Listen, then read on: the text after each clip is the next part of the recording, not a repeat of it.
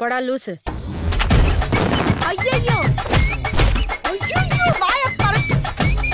ஏமா ஏமா ஏமா சிப்பா யக்கு. யோ என்ன தப்புன்னு நைட்டு காப்பு போட்டு வச்சுட்டு வந்துக்கிறான். குழந்தை மூஞ்சியா நீ போலீஸ் முன்னாடியே 6 சூர்யா மாதிரி கழுத்துல கச்சி பண்ண சுத்தர பத்தியா? வெட்டுப்பட்டிருக்கியா? பேண்டேட் போட்டு பேண்டடா. 10ஆம் வகுப்பு சமூக அறிவியல் கைடு. பாடத்தினை புரிந்து கொள்ள உரையாடல் வடிவில் ஸ்டடி மெட்டீரியல். விடைகளை ஞாபகம் வைத்துக் கொள்ள மெமரி டிப்ஸுடன் கூடிய பிராக்டிஸ் மேனுவல். தேர்வுக்கு இதிலிருந்து தான் கேள்விகள் வரும். 10ஆம் வகுப்பு படிக்கும் உங்கள் பிள்ளைகளுக்கு வாங்கி கொடுங்கள் Purandur books and guides. Touring talkies ரசிகர்களுக்கு வணக்கம். வாங்க லன்ச் நிகழ்ச்சிக்கு போகலாம்.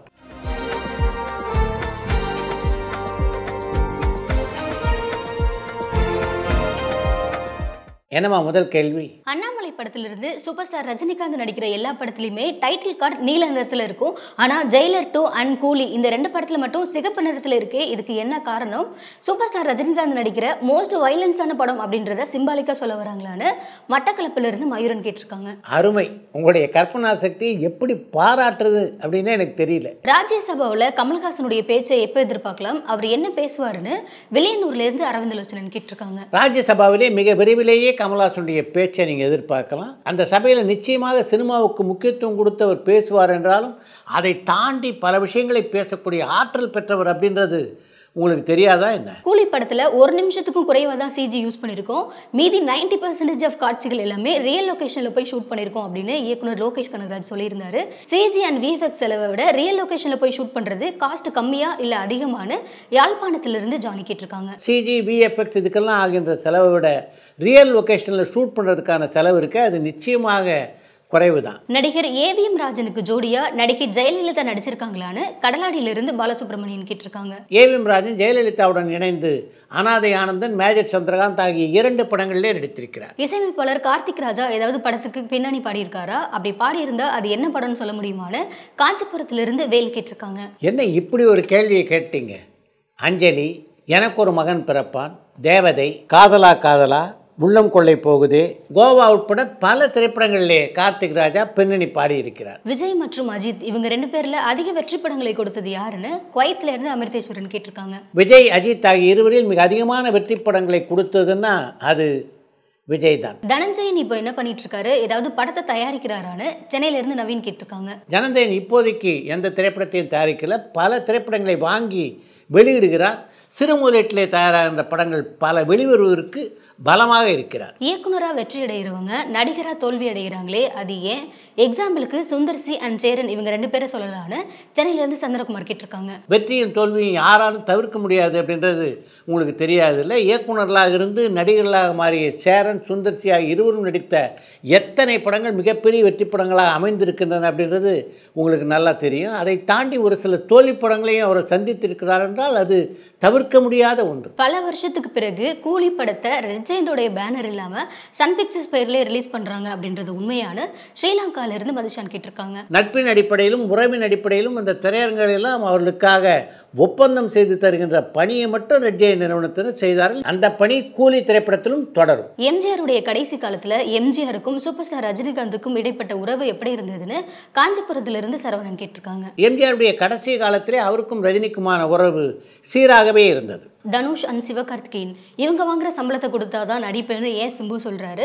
படம் ஹிட் ஆனா ஆட்டோமேட்டிக்கா ப்ரொடியூசர் சம்பளத்தை இன்க்ரீஸ் பண்ணுவாங்களே, இதையே சிம்பு புரிஞ்சுக்க மாட்டாருன்னு கோயம்புத்தூர்ல இருந்து குமார் கேட்டிருக்காங்க. கோயம்புத்தூர்ல இருக்கிற குமாருக்கு புரிஞ்சிருக்கிற இந்த விஷயம் ஏன் சிம்புக்கு புரியல அப்படின்னு தான் எனக்கு தெரியல. தமிழ்ல பழைய திரைப்படங்களை மேக்ஸிமம் எவ்வளோ ரீல் வரைக்கும் ஷூட் பண்ணாங்க, இப்போ உள்ள படங்களை எவ்வளோ ரீல் வரைக்கும் ஷூட் பண்றாங்கன்னு கடலாடியிலிருந்து பாலசுப்ரமணியன் கேட்டிருக்காங்க. ஒரு ரீல்னா 1000 அடி இருக்கும் அப்படின்றது உங்களுடைய கணக்குன்னா அது தப்பு கணக்கு. முதல்ல அதை மாற்றிங்க. சில ரீலில் 700 அடி இருக்கும், சில ரீலில் 800 அடி இருக்கும். அதனால் ஒரு திரைப்படத்தினுடைய நீளத்தை அளக்கும் போது இந்த ரீல்களை வைத்து அளவிட முடியாது. சூர்யா நடித்த கருப்பு படத்துடைய டீசர் பார்த்தீங்களா? எப்படி இருக்கு? உங்களுடைய கருத்து என்னன்னு குவைத்ல இருந்து அமிர்தேஸ்வரன் கேட்டிருக்காங்க. கருப்பு திரைப்படத்துடைய ட்ரெய்லர் மிகச்சிறப்பாக அமைந்திருப்பதனால்தான் திரையுலகத்திலே அப்படி ஒரு பரபரப்பை அந்த ட்ரெய்லர் ஏற்படுத்தியிருக்கு. ஆர்ஜே பாலாஜியை பொறுத்த வரைக்கும் இந்த திரைப்படத்திலே ஒரு இயக்குனராக நிச்சயமாக அவர் நிலை பெற்று விடுவார் அப்படின்ற நம்பிக்கையை கருப்பு திரைப்படத்தினுடைய ட்ரெய்லர் கொடுத்திருக்கிறது என்றும் சொல்லலாம். எஸ்பிபியுடைய கோதண்டபாணி ரெக்கார்டிங் நிறுவனம் இப்போ இயங்குதான்னு கோவைப்புதூர்லேருந்து பாபு கேட்டிருக்காங்க. தன்னுடைய குருநாதரான கோதண்டபாணி பெயரிலே எஸ்பி பாலசுப்ரமணியம் கட்டிய ரெக்கார்டிங் தியேட்டர் இடிக்கப்பட்டு பல ஆண்டுகள் ஆகிவிட்டன. அந்த இடத்துல இப்போ ஒரு அடுக்குமாடி குடியிருப்பு இருக்கிறது. உங்களை மிகவும் பாதித்த திரைப்படம் எதுன்னு தென்காசியிலிருந்து விக்னேஸ்வரன் கேட்டிருக்காங்க. என்னை மிகவும் பாதித்த படங்கள் 1 2 அந்த பட்டியல் மிக நீளமானது. அதுக்குன்னு ஒரு தனி நிகழ்ச்சியே பண்ணலாம். பாபா படத்துல வர அரசியல் வசனம் ரொம்பவே காரசாரமா இருக்கும்.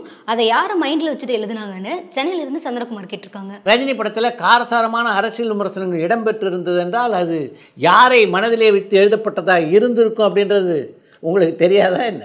வெளிநாட்டில் இருக்கிற ஒரு தமிழர் படம் இயக்கிறதுல ஆர்வமாக இருக்காரு. அவர் கோலிவுட்டில் ஒரு படம் பண்ணணும் அப்படின்னா ஒரு ப்ரொடியூசரை எப்படி ப்ரொஃபஷனலாக அப்ரோச் பண்ணணும் அதை கொஞ்சம் விளக்கமாக சொல்லுங்கன்னு வல்வெட்டித்துறையிலிருந்து செந்தமிழன் கேட்டிருக்காங்க. அந்த ரூட்டு மட்டும் தெரிஞ்சால் நான் ஏன் சும்மா இருக்க போகிறேன்? இத்தனை நேரம் ஒரு 7-8 படங்களை டைரக்ட் பண்ணியிருக்க மாட்டேனா? நடிகர் லூஸ் மோகன் மற்றும் அவருடைய நடிப்பு திறமை பற்றி சொல்லுங்க. அவர் எப்படி சினிமாவுக்குள்ளே வந்தாருன்னு கோயம்புத்தூர்லேருந்து அஜய் கேட்டிருக்காங்க. சின்ன சின்ன வேஷங்கள் நடிக்கின்ற நம்முடைய தமிழ் நடிகர்களில் பலர் தாங்கள் எப்படிப்பட்ட திறமசாலி என்பதை பல திரைப்படங்களிலே நிரூபித்திருக்கிறார்கள். அப்படி நிரூபித்த ஒரு கலைஞர் தான் லூஸ் மோகன். இன்றைக்கு லூஸ் மோகன் நம்மிடையே இல்லை.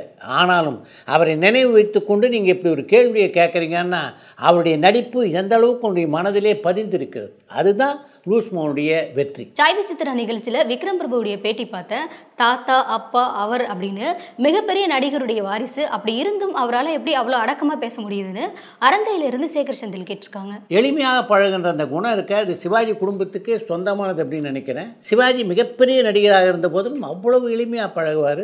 அவங்களுடைய வாரிசாக இருக்கிற விக்ரம் பிரபு அந்த அளவுக்கு எளிமையாக இருக்கிறதுல ஆச்சரியப்படுறதுக்கு என்ன இருக்குது? இளையராஜா சார் இப்போ எத்தனை படத்துக்கு மியூசிக் பண்ணுறாருன்னு காஞ்சிபுரத்திலிருந்து சரவணன் கேட்டிருக்காங்க. இளையராஜா இப்போது 4 திரைப்படங்களுக்கு இசையமைத்துக் கொண்டிருக்கிறார். சச்சின் படத்துடைய ரீரிலீஸ் கலெக்ஷனை பாஷா படத்துடைய ரீரிலீஸ் கலெக்ஷன் முறியடிச்சுதான்னு குவைத்திலிருந்து அமிர்தேஸ்வரன் கேட்டிருக்காங்க. மறுவெளியீடு செய்யப்பட்ட சச்சின் திரைப்படம் ஓடி முடிந்து விட்டது. ஆனால் பாட்ஷா திரைப்படம் இப்போ தான் ஓடிக்கிட்டு இருக்கு.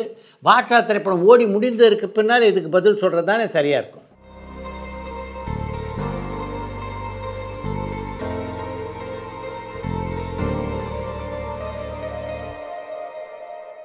குஷ்பு, சிம்ரன் போன்ற நடிகைகள் கவர்ச்சி இருந்தாலும் நடிப்பில் மிகப்பெரிய இடத்துக்கு போனவங்க.